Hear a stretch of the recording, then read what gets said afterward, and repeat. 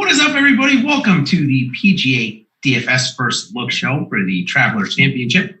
I'm hosting in today for Ben Raza and Salvici, both on a vacation this week, but Geoff was not gonna leave me hanging. Got Geoff Ulrich at the Fantasy Grind on Twitter joining me today. Geoff, what is happening, my man? Are you ready to go up north into the Northeast this week or what?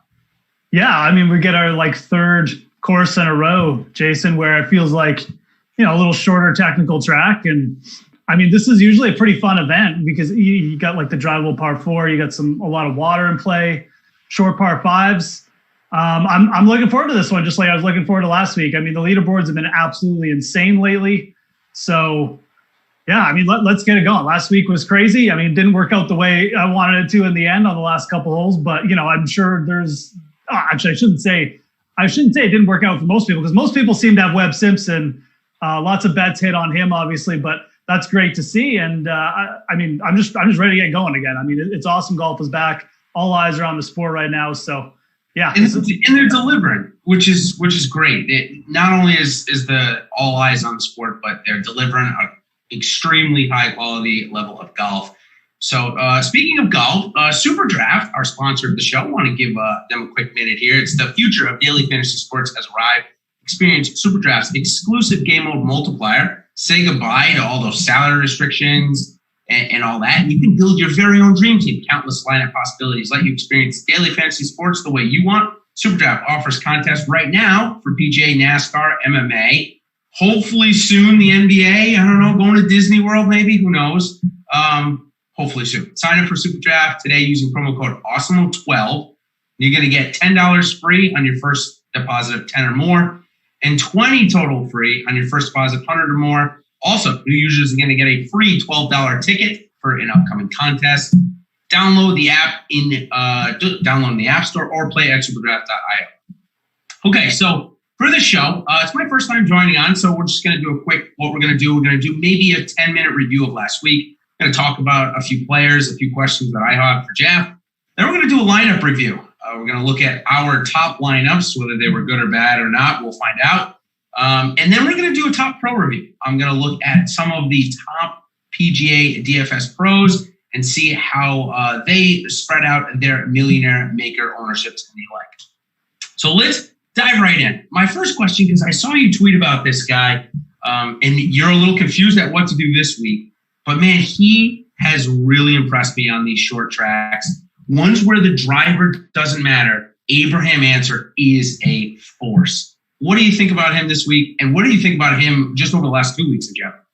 Yeah, no, I mean, I was on him at Colonial as well. And to be honest, I mean, if the dude had sunk any putts at Colonial, he would have been right there, possibly in the playoff at the end. I mean, he had started the day, I think, at 10, and he just didn't get going with the putter at Colonial. So he kind of ended up dropping a shot on the back 9. And that's why I think everyone just felt he cooled off and he didn't play that well, but he was playing amazing at Colonial too. So I wasn't shocked that he played well again. I mean, I think most people were put off by the 66-1 kind of price that he was on last week. And again, he was grouped with some pretty good players, but the dude is capable of just hammering it like tee to green. I mean, we've seen him compete on longer courses before. I know he almost won a playoff event last season. He is capable of hitting his irons with the best in the world. So that's what happened last week. I mean, gaining 11.4 strokes with approaches alone through the event is crazy. Going bogey-free 6 under in the final round as in the last group with all the pressure on you on a course like the Heritage, and not winning, it's nuts. I mean, I had a big bet on Abraham Ancer, I'm not going to lie. I got bailed out partially by the top 5, which actually made it a profitable betting week, which is good because my DFS all sucked. But I'm super impressed with him. Obviously, he's definitely in my list of favorite golfers right now, and I think this is a week where you'll see continuation. I don't know if he's going to get there or not. I mean, the fields are so stacked right now. This course is going to bring everyone in. But, even at 9K, I don't have a problem playing a guy. It's almost like the people who played Berger last week. I mean, right now, just ride the hot hand with these courses, I think. There's not going to be that much change in course fit. So what do you think? It's been a couple of times where he's been in the top 2 and had a chance. Yeah. I was disappointed with the approach shot because he was so hot all week, and to not put that inside 20 feet on 18 to give himself a shot at the tie. I think he just, honestly, if it was 9 o'clock in the morning, maybe not 9, I'll say 5 o'clock in the afternoon, I think that's a lot closer. I really do think playing at 8:30. Now, granted, there was still some sun. That was a full club and a half short there on 18. I have to think that had something to do with it. His approaches were way too good all week for that to come, 35 feet, I think? Yeah. Yeah, I mean, it's probably the toughest pro shot on the course, right? I mean, it's wide open. The wind is swirling off the ocean. I mean, the commentators were saying guys were coming up kind of short most of the week on putts, on approaches, or that day anyways. It seems so. I mean, every shot that they showed was kind of ending up on that right front portion of the green. I mean, the last 3 or 4 groups. So I thought that was interesting. I'll be honest. I was a little bit disappointed he didn't at least try and be more aggressive and just go right at it, right? Because who cares if it goes in the weeds at that point? You're going for the win. You need the birdie. But at the same time, I'm not going to sit here and pick holes in the game. Again, a guy who shot 6 under, bogey free, made the putt on 17 to give himself a chance. He just needed to take advantage and make a couple putts early in the round. I mean, he missed a short putt, I think, on the par 5 early in the round. He birdies that easy par 5. And then we're talking playoff, right? So it's the little things like that. The putts just didn't fall for him. He skinned some edges too early in the round. It was the same story at Colonial. He was just hitting the ball better at RBC Heritage. So again, great player. The putts will drop for him one week. It'll probably be a week where, his iron play is as good and then he gets red hot with the putter, then he'll win or something. So that's just the way it works. Sure is. So next 3 guys I want to talk about quickly because 2 of them aren't in the field. Daniel Berger and Ty Hatton. Just give me a quick ranking. Where do these guys rank in your official World Golf ranking? Your own, not the real OWGR. Your own, because, man, these guys are hot right now. Yeah, I mean, I've always been like a believer that Daniel Berger has the game to be like a top 20 player in the world. So, for right now, I think he's ranked 28th. I mean, but you got guys like Fitzpatrick, even Answer is in front of him. Yep. Lowry. I mean, Lowry is hot and cold, but I would put him very close to being the top 20 player in the world. Fighting for a Ryder Cup spot, really, at this point. Oh, for sure he should be. Yeah, absolutely. I mean, he's propelled himself in front of guys like Finau for me, for sure. Yep. There's probably a couple other names I could reel off there off the top of my head. But yeah, no, Berger for me. Ty Hatton, is he on Tommy Fleetwood level for you? I don't know. I don't know what to do with Hatton sometimes, man. I mean, he gets so hot with the putter and like the short iron approach, but man, like that driver, even as we saw later in the day on this course where, driving distance and accuracy doesn't matter, it can really hurt him. So I wouldn't put him the same level as Berger. I just feel like Berger's tee to green game is more flawless. I think he's just a little bit solid player, but I mean, Hatton gets like bad rap because he's got like the fiery temper or whatever. That's not what worries me about Tyrrell Hatton. I just feel like his long game isn't as good as some of the other top players in the world. So I would probably rank him a little bit below Berger. But again, another player who's probably consistently underrated by the masses. Webb Simpson. Let's talk about him for a second. He's now in the top 10 in the world. This is maybe a broader question, but I want to loop Webb Simpson into it because I think Webb can compete at a lot of places, but certainly excels at a course like Arbor Town. No doubt about it. So do you believe course fit is the most underappreciated aspect of PGA DFS or the most exaggerated? Because it might be on both spectrums depending on which way you look at it. Yeah, no, for sure. And I think this is really interesting, the restart. I think it's kind of put things into perspective for me, how to approach this more. Because we're getting, like I said, 3 courses in a row that are short, the supposedly technical tracks. It's where all these short hitters always compete, but we're getting fields that are like WGC level, almost major level at all of them. And I think the biggest thing to me is these type of courses bring everyone into play. Like for the really elite players in the world who, sometimes we classify as bombers, they're going to play well everywhere. But these courses do tend to emphasize putting more than off the tee. They tend to emphasize, good, sort of short to mid iron play. And I think that brings more players into play. It doesn't mean that the best players in the world suddenly don't have an advantage. They're still the best players in the world, but this is where everyone can compete. And yeah, sometimes it turns into a bit of a birdie fest and just a wedge and putting game, but that just means that it's more wide open. So, when we get to other tracks, more US Open-y tracks, I mean, that's where more of the field can't win, in my opinion. Like they just don't really have a chance. Whereas these fields are bringing like 80% of the field realistically at least have a shot to win. I think that's kind of what I'm looking at now with course fits. It's not necessarily does a player fit. It's does this course give him a chance to win? And these courses give almost everyone a chance to win. And again, once we see longer, tougher courses, that's where I feel like, you can really start to pare down and say, this guy is not a good fit for this course, because it really does emphasize more distance off the tee. You got to hit the ball high and far. So. Sure do. I think that's a great call. Certainly, when we look at courses where driver is a huge aspect of the game, even WGC Mexico, I know that's a short course, but driver is such an advantage there. Yeah. Webb came in like 56th or something, or maybe even worse than that.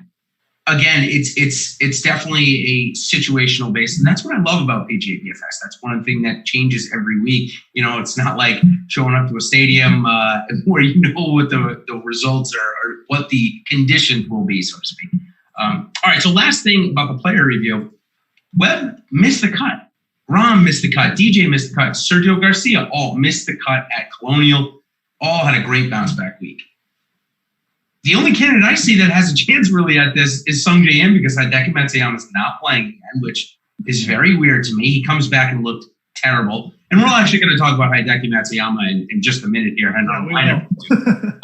But Sungjae Im seems to struggle with Pete Dye courses. Are you worried about him going to another Pete Dye redesign here this week, or are you a candidate for a bounce back?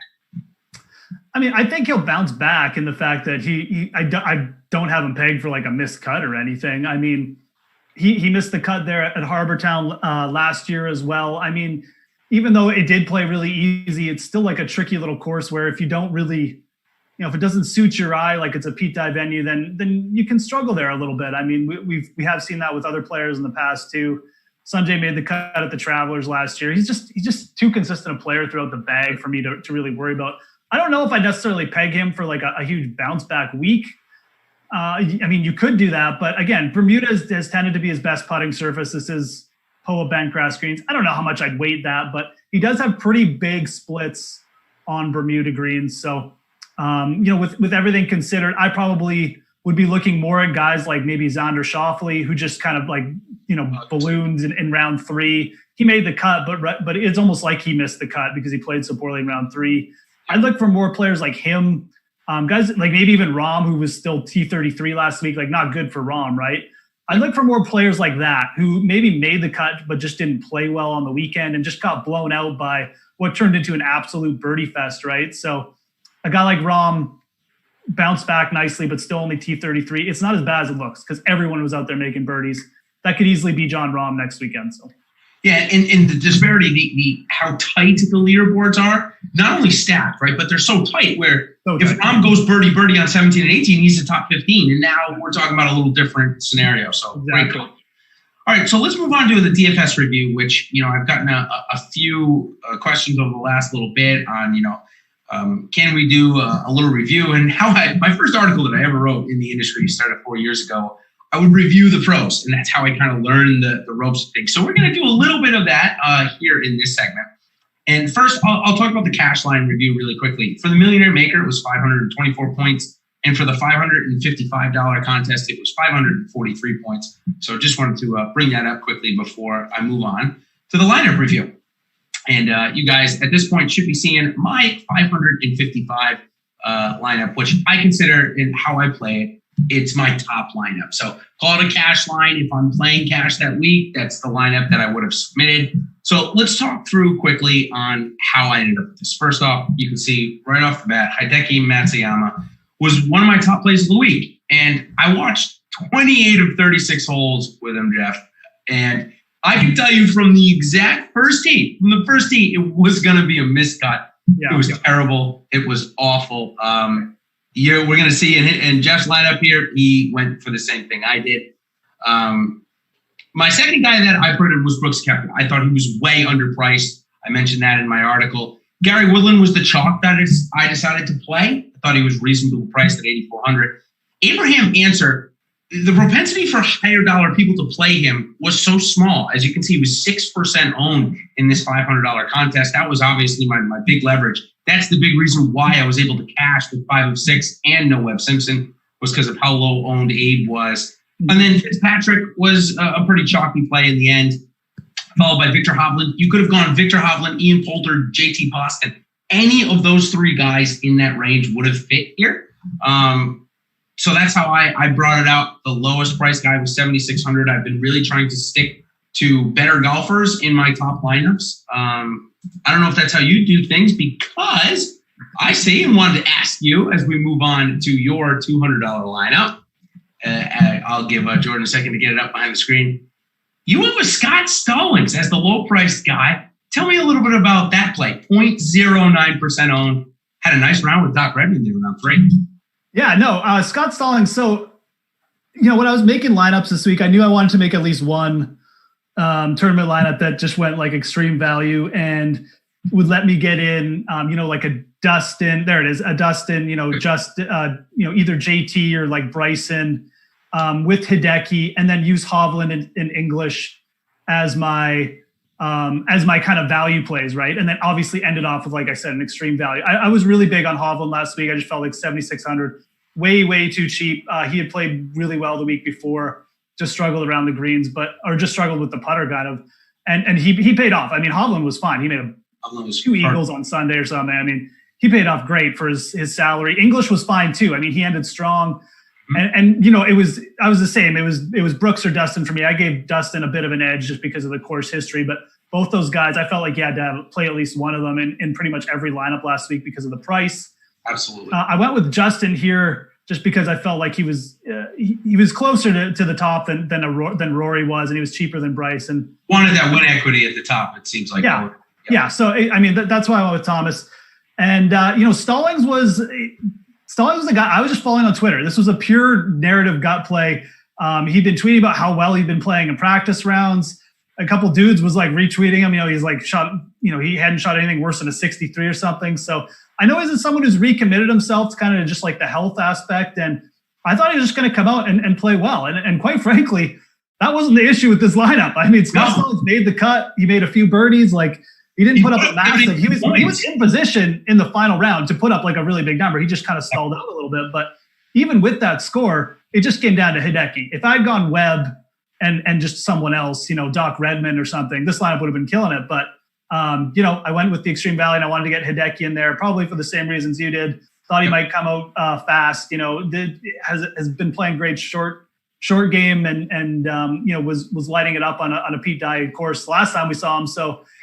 It didn't work out. It was a chance with Hideki. It's coming off a big break. I absolutely ruined my week from a DFS perspective, but that's what you get when you try to go with a lower owned play versus just taking what was really the sensible play in Webb Simpson. So them the break. Yeah, totally agree with you. And if it wasn't for my one luck box of the week, my Millionaire Maker lineup where I came in 6th, which we'll pull up now, my week would have been ruined by Hideki Matsuyama as well, for all intents and purposes. So I made 79 lineups last week. Of those 79, Daniel Berger was in 1 of 79, and Webb Simpson was in 2 of 79. Lucky for me, I decided to put them together, knowing that they were my big fades of the week. We just talked about DJ, right? I actually spent $100 less than I should have in this lineup. My salary total was $49,900. And I decided here, because I had a ton of Brooks Koepka, as you'll see on the next little segment, decided to go DJ over Koepka. Well, that decision cost me a solid $92,000 there. If I'd had Koepka, I would have came in second. But hey, that's the game we play. Abe Answer, we just talked about, huge. Ty Hatton was in 2 of 79 lineups. So again, I took all my big fades and put them all together. JT Poston was part of my core plays last week, or very close to it. So I basically took my 3 biggest fades, put them with DJ Koepka, and threw in Answer and Poston as my 2 secondaries. It was a fun sweat. I got to be honest with you. When Berger chipped in, I knew I was looking at a top 10. So it was just fun to get the wheels rolling a bit. Other thing I wanted to point out here, this lineup was duplicated, and it only got to 80% total ownership. So I actually shared 6th place with somebody there. The other thing that I want to point out is the total ownership. A lot of people talk to me about that. I really try and stay below 75 or 80%. Even here at 81% with the chalk of Webb Simpson and Ty Hatton, it was a duplicated lineup. So I wanted to bring that up, that if you really, where I really maybe should have gone instead of Poston, I should have gone down to Neiman. I mean, this is hindsight, right? But Neiman was the 2% owned guy there. Poston was the 10% owned guy. That wouldn't have been duplicated. Obviously, Neiman ended up outscoring Poston. But in terms of how to build the Millie Maker lineup, that's really what I look to do. When you're building your lineups, do you look at total ownership at all? And is that kind of where you go to, Jeff, for your lineups? It depends on the tournament I'm entering. Definitely with the bigger ones, yeah, I take a look at total ownership. Again, it's you're still trying to make the best lineups, so I don't try and if I really like the fit, or if it just it's a lineup that's really popped up high in the models or whatever you want to call it, then it's something I'll stick with, and maybe I'll make like different variations of it to get the ownership down if it's too high. But yeah, it is something I definitely look at. I mean, I think this lineup's a great example that we just had up of how ownership projections are important, and like why you might want to subscribe to a site like Awesemo to get ownership projections. So I think that's a really good example for people. Yeah, and I had a question from the chat. I did hand build my Millionaire Maker lineups this week. For whatever the reason, I've liked doing that. I think maybe the 3 months off kind of thing. I just missed making lineups. So for my Millionaire Maker ones, I have been doing it. For most of my other MME, I use Fantasy Cruncher and the tools that we have here. Okay, so what I want to go to next is the pro review, where I'm going to take top 3 pros that we know are quite good and have had great results this season. I'm going to put my own results in there too. So as we pull that up, I want to point out a theme first, and that the theme of the top 3 pros that I looked at, and if you want to throw in me, the top exposure for one guy in the Millionaire Maker contest was 46%, and that was me with Victor Hovland. But other than that, Flavor Flav, Brick 75, and our own Alex Baker, also on DFS, none of them had above 40% of total ownership on one guy. And interestingly enough, each of them had about 7 or 8 guys that they owned over 20%. So quickly, I'll just run down the names. For Awesemo, he had a total of 101 guys. I'm going to have to ask Alex about that one. Found that to be kind of high and interesting. I'll have to ask how 101 guys ended up making it in there, and a little bit more about that. So maybe we'll get him on next week to chat about that. And he went with John Rahm, highest exposure. I think that was a really good call. He was the lowest owned out of the top guys, and he got great exposure there and great leverage. Problem was he went Ricky Fowler as well, which, again, was a good spot to do that, but Ricky Fowler missing the cut. Then he had Rory and DJ at 30%, Koepka at 25, using the odds. And you and I just talked about DJ and Koepka. You just had to play one of them in every lineup for salary.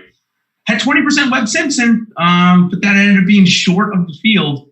Yeah. Jason Day, no surprise to see Jason Day up there, 20%. Patrick Reed was a big miss, and then Matt Kuchar. So interesting. Any thoughts there? Anything jump out at you? I'm sure you probably liked the Rahm leverage. Seeing it now, I mean, that was the right play. He just didn't perform the way he should have.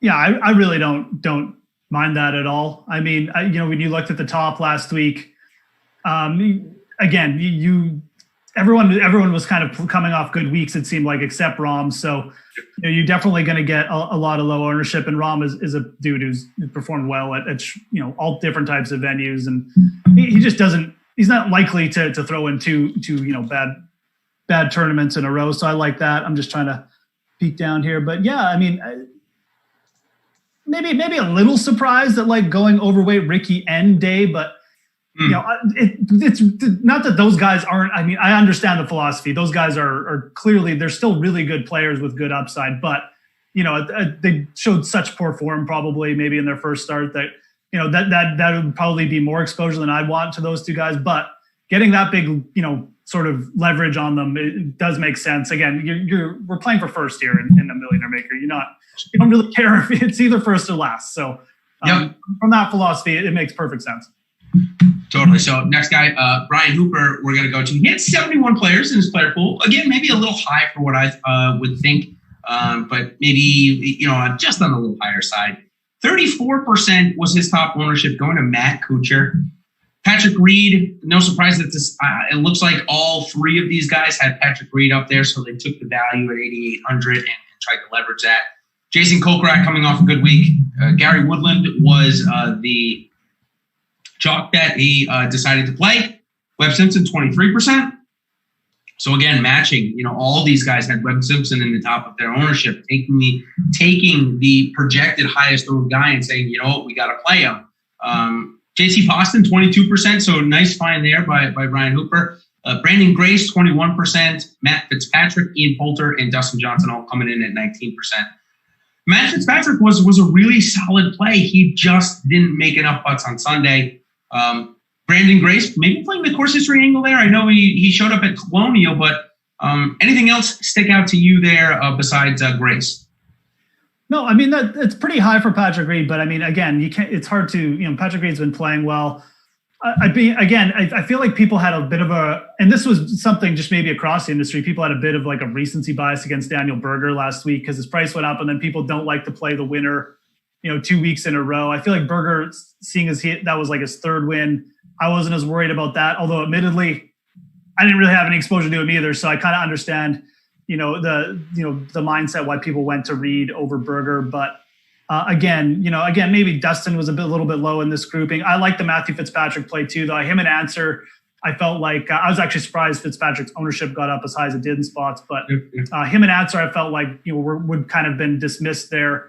I like them both a lot on this track, and they both had played well the week before. So yeah, no real shocks there. Again, maybe Reed a little bit high, and again, no Berger exposure for either of them. But again, I think the industry as a whole tends to have a bias against recent winners. So yeah, interesting because Flavor Flav and all three of these guys are ranked in the top three. I just took 1, 2, 3 from the ranking, and interesting to see none of them went back to Daniel Berger, whose odds were pretty good, at least in their top 10. Webb Simpson, 40% for Flavor Flav. He also was a third of Ricky, 33%. Matt Kuchar, Ty Hatton. Yeah, interesting to see Flavor Flav go Ty Hatton here and not throw in Daniel Berger. Obviously playing that the recent form angle. So Byung-Hyun on 30%, just could not put Byung-Hyun after a bad Colonial. Matt Fitzpatrick, who we just talked about. Billy Horschel, 28%. That one's interesting to me because he didn't play great at Colonial, and the parts of the game that you would want Billy to be playing well on, you would have wanted maybe a little bit better. Brian Harmon, who actually ended up having a really good week. Justin Rose, who's hot. And then again, Patrick Reed. So I, again, am a bit surprised that Patrick Reed was so popular over Daniel Berger this week. I suspect they probably won't make that same mistake again with Patrick Reed, but nice to see Justin Rose playing well again, right? Yeah, it is. I mean, I think that's been one of the sort of more underrated stories. I mean, dude's come out with like 2 good tournaments in a row right now. Obviously was, right in it, pretty much, especially at Colonial right until the end, and had a really solid week. So, yeah, I mean, look, Webb Simpson I think most people just realize the price discount after he missed the cut was kind of ridiculous at this course. And it's not obviously shocking that most of these guys knew they had to get some exposure. It's just, yeah, I mean, I think a lot of people just either went with things like course history or just use the world golf rankings to get the biggest value. And it just didn't work out this week. I mean, there are weeks where, that kind of philosophy did. Obviously getting exposure to Hatton for the last group we're talking about it worked out well because Hatton is one of those guys and higher up in the world golf rankings and kind of his salary did. And yeah, Billy Horschel was someone I looked at last week too. He's got a pretty good course history at RBC, which probably I assume led to the ownership here, but I would have agreed. And that's kind of why I stayed off him. He had a decent week off the tee, but Billy Hole often has decent weeks off the tee and doesn't do much else. So I was kind of lukewarm on him as well. So.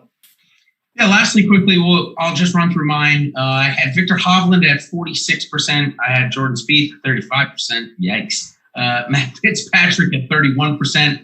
Hideki at 29%. Koepka at 29%. Woodland 21%. Poulter 20%. JT Poston 20%. And then I throw in my Webb Simpson and Dan Berger numbers, which is just crazy how that happens sometimes. Hideki Matsuyama was one of my top plays of the week, but like you, Victor Hovland to me was so ridiculously cheap in terms of his ball striking that was my highest ownership there. I played 3X on Spieth. I thought he was going to come in at 10%, and he ended up coming in, I think, lower than that. Yeah, much lower, like 6. So I probably went way over even what I like to do. And then Poulter, Poston, I think were the two mid-range guys you and I talked about that you could have gone any of the three. Anybody else surprise you? Besides, you don't even have to talk about Spieth because I know that one was a pretty given at this point. No, yeah, I mean Spieth obviously.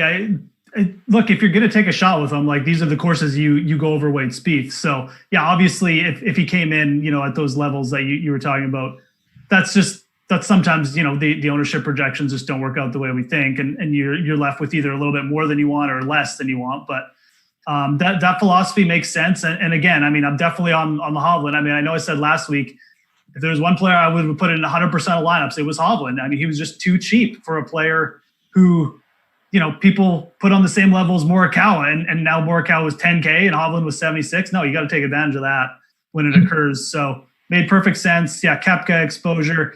I was there with you on Matsuyama. I think he was, like we talked about with Rom, with Alex. I mean, I think going overweight on him was fine from just a philosophy standpoint.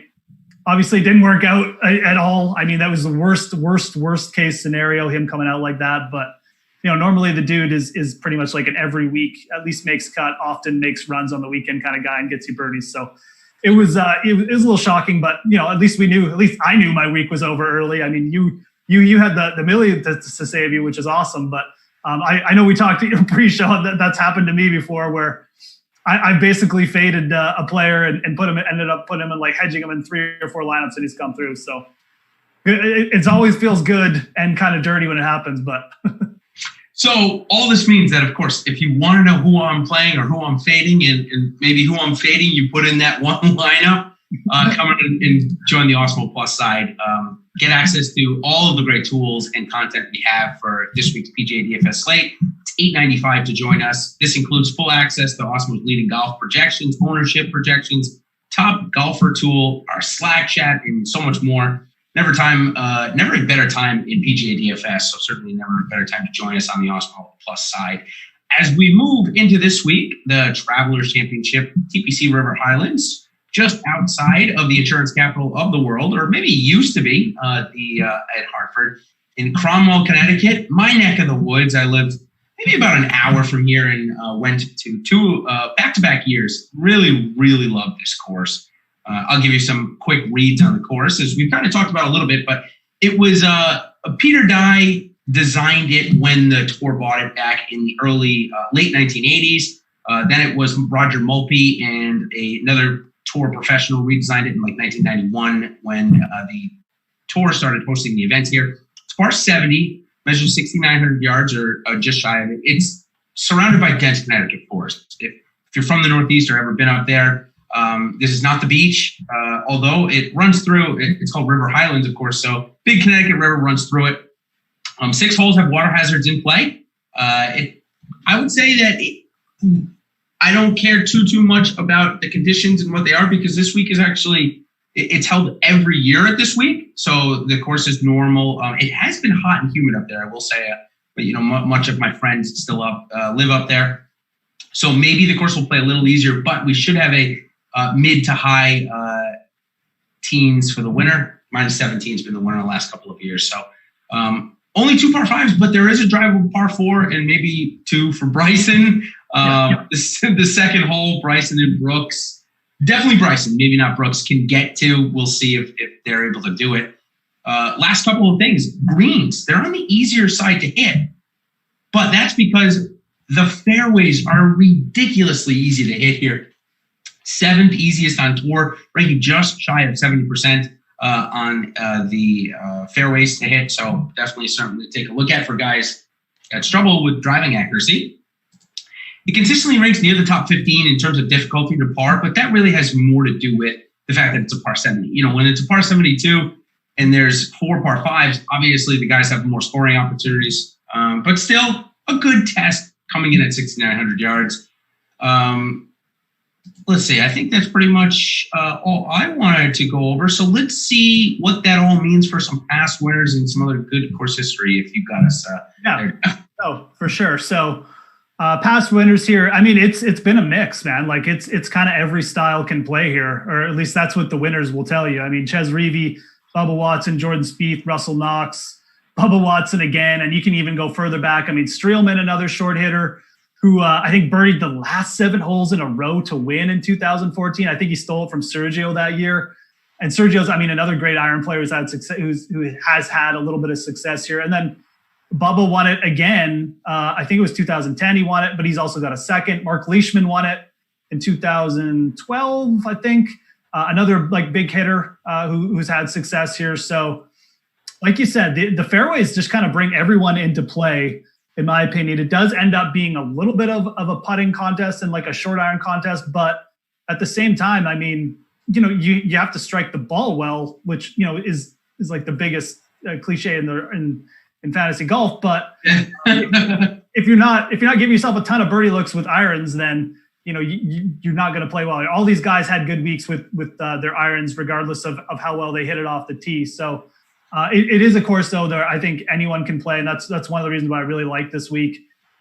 You can kind of mix and match and maybe get players a little bit better value, especially in betting or DFS than they should be. Paul Casey is a dude who actually leads the field in strokes gained total here over the last 5 years. He's got 2 seconds. He should have won it probably twice. The year he lost to Bubba in a playoff, I think he gained like 14 strokes with his irons that year. Like, it was absolutely insane. It was like a better week than Answer last year. So Jason Day has had a couple really good finishes. Neiman was T5 last year. Brian Harmon, great course history. And another bomber, Kevin Tway, has actually had a little bit of a decent run here. He's got a good short game, though, a little bit underrated short game, Kevin Tway. So something to consider there. Like, those bombers, they do need to have a little bit of finesse around the greens here. So that's been the type of player. Again, there's really not one to target. It's just, players come here and take really good fishing around the short par 4s, and good iron and putting.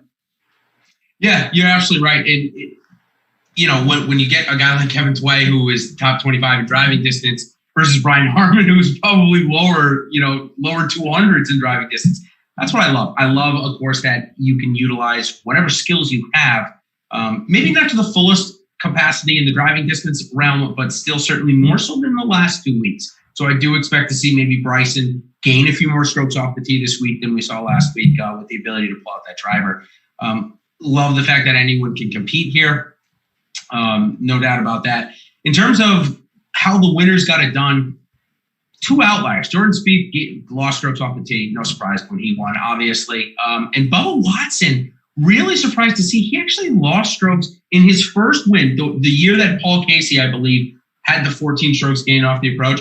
Bubba actually lost on the approch, but was so good on and around the greens and off the tee that it didn't matter. He was over. Casey really got it stolen from him that year. Like, that was theft. That was pure theft. I remember. And Casey hadn't won yet on the PGA Tour either, so it was pretty brutal for him. All right. Speaking of Paul Casey, let's turn over to some of our best bets and top betting options. Again, odds just came out maybe 3 or 4 hours ago. It's always good to get your first reaction in first click. So I'm going to give you my first reaction. Rory is back to double digits. I think that's the first thing that I thought of, and with how good he was playing, to see him now at 12-1 at a course where I actually think he can definitely compete at. He's shown in his 2 starts here, 2 top 15s, or 2 top 20s, I should say. So that was my first reaction, but my first click went to Corey Connors at 100-1. I just think he's close enough that at 100-1, I'm willing to take some stabs. So how about you? I'll turn it over to you. Yeah, no, for sure. I definitely, again, I think Rory might have been like 10-1. I think he was double digits on some books last week. But again, I kind of agree. I'm seeing him below. I'm seeing Justin Thomas ahead of him in odds in a couple places. So, Rory being second in odds here. Look, Rory's played here twice. The first year he was first in strokes gained tee to green at this course. And the second year he was second in strokes gained tee to green at this course. So it's not like he can't get around here. I don't know if he's quite in that good enough that form right now, but all these guys are working towards form. It seems like Brooks has took a step forward. I'm still okay taking a shot with Brooks here at plus 20, plus 2,000 or 20-1. That was kind of the first guy. I really was hoping Bryson would be at that price, but seeing Brooks there, still above Bryson in price, I feel like coming off such a good week off the tee, I feel like that's going to bleed into the rest of his game. He looks confident with the putter. He's played here a couple times as well, and the times he has played here in the past have been after U.S. Open wins. So obviously maybe not fully invested. He's going to be fully invested this year, though. I'm still down with that price with Brooks. And then the dude I took a shot at, and he's like the opposite of Corey Connors, is Patrick Rodgers, who's got really good course history. This is one of the first events he ever played as a pro. He's played here, made the cut here 5 straight years. It was T3 one year. He's just a really good putter. Again, his ball striking can be all over the place, but outside of like one bad front nine last week, he's actually played good out of the break and been looking pretty solid. Again, he's someone who can outputt the competition, kind of like Bubba did back in 2016 or whatever. So yeah, that was kind of like the first bet I made. So interesting about Patrick Rodgers, when he came out of college, he was highly touted, highly recruited in. And I forgot to mention this about this tournament. Because it's held this week almost every year, it's after the college season. So the tournament invites some of these younger stars to play, or I shouldn't say stars, younger college stars. So this week we're going to get Satish Thagala. I hope I pronounced that right. I apologize. And if somebody knows how to pronounce it differently, please let me know. William Gordon and Peter, I'm going to say Quest because that's how it looks to me. Will you correct me on that one? Do you know any differently from me? Those are the 3 college guys that I see playing this week. I think you said the first one correctly. I'm not sure on Quest or however his name is pronounced, but yeah, definitely those guys will be interesting. So yep. Yeah, and I forgot. That's a good point. Sahith is a dude I remember playing. He made an outlaw golf start, didn't he? He played outlaw, and I think he won the tournament, maybe, or I think he finished like T3, but he absolutely lit it up for the first 2 rounds or something, and then I think he fell back a bit in the last round. I mean, you have to like birdie every hole to win the outlaw golf, so don't hold that against him. But he looked really good. He had a great college career, was killing it. I think it was Pepperdine. So I mean, he might even be someone to look at here, honestly, as we get in. I mean, I know it's a deep field. You don't really have to go too crazy. I mean, look, we just went over winning lineups and stuff that had nothing near that extreme value, but you could take a look if you wanted. For sure. Okay, so moving back to the board, best bet under 33 to 1. I'm going to guess Brooks Koepka for you, 20 to 1 fits that bill. Patrick Cantlay, 28 to 1, and here's this scenario again where it's the first time he's back. It's actually the first time he's been back in a while because even before the hiatus, he had deviated septum surgery. And while it's not anything intensive, it's just to fix some allergies and stuff like that. Yep. We haven't seen him in the longest time, longer than Tiger Woods, if I'm not mistaken. So the books are saying, okay, well, we're going to test him at 28 to 1. However, if he had played the last 2 weeks and let's say he threw in a top 10 or a top 20, he'd be 15 to 1 or 18 to 1 right up there with these guys. So I do think there's some value there if he's coming in on his A game. Absolutely. Yeah. Can't really disagree. Next one I looked at, Gary Woodland at 55 to 1. I know he didn't play great last week, but his driving wasn't fantastic. And I think that switches this week. So 55 to 1, that's my 33 to 1, 66 to 1 bet. How about you? Yeah, this is kind of a range where I don't have a huge hot take. Like I'm tempted to go back to Sergio here because I know he's got some good course history, but at the same time, just knowing how bad Sergio putts and just having Answer get demolished by a good putter on a shorter course late last week. I don't know if I want to necessarily take that in the outright. Not that Woodland is a better putter, but I think I'd probably prefer going to Woodland. I might even go a little bit up and think about someone like Mark Leishman, who can definitely get hot with the putter. So, whatever he is, plus 5,500, plus 6,000, whatever book you're on. Yep. That's my first instinct here. This might be more of a fade range for me this week as I maybe even try to get exposure to like Brooks and another guy in the 3,000 range, whether it's Answer or Xander Schauffele. Schauffele's another guy who I think sets up pretty well for this course. He demolishes the short par fours. So this might be a bit of a fade range. I think Leishman probably trending towards my favorite bet, but Woodland and Sergio would definitely be up there in my top 3 for this range too. 66 to 1 to 100 to 1. Do you like anybody? I mentioned Corey Connors there for me at 100 to 1, so I thought I'd give you a chance to pick somebody there. Yeah, no, for sure. I mean, I bet Jason Day at 100 to 1. It's hard not to. It's really hard. It's hard not to. And this is going off like my internet web sleuthing research, like I did with Scott Stallings last week. It's the Jason Day tracker suggests he looks good. There's no health issues. The ball striking was more consistent last week. He gained strokes off the tee in 2 rounds, which again for Jason Day is actually pretty significant because dude sprays it. And when he starts spraying it, that's when you get worried about injuries. So he hasn't putted well the first 2 weeks, and he's a really good POA bent grass putter. T12, T8 here the last couple seasons. Day can definitely be a bit of a course horse with certain venues he likes. And I just wonder if now that he's gotten 2 starts under his belt, this is just the week that the putter pops. And at plus 100, man, like especially on an each way with like a top 8 or a top 6, I took it. I think Scotty Scheffler is another name I'd throw out there. Interesting. I know people will probably be off him and his odds are inflated because he withdrew. I still don't know the reason behind that, but that would be the other name that kind of popped out. Yeah, I of course, we always would like to know about a withdrawal. We know Kevin Na was his back. It looked like it was his back.